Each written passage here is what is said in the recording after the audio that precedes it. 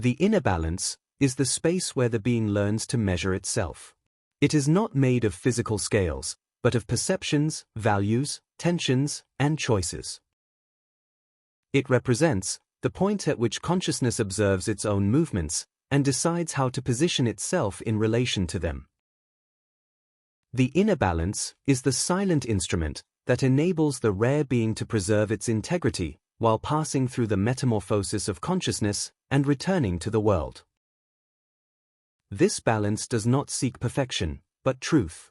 It records every inner oscillation, that is, fears, impulses, intuitions, and resistances, and reveals to the being where there is excess and where there is deficiency.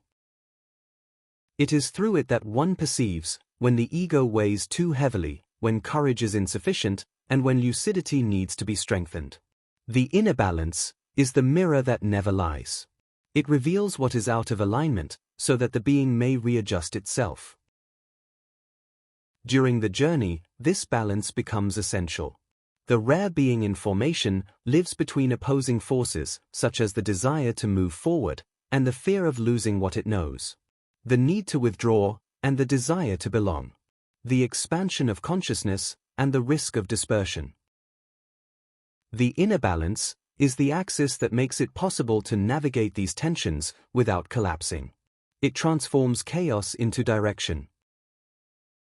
The inner balance is also what prevents rarity from turning into arrogance.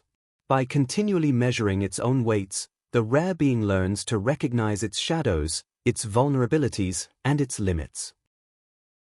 It realizes that lucidity does not make it superior, only more responsible.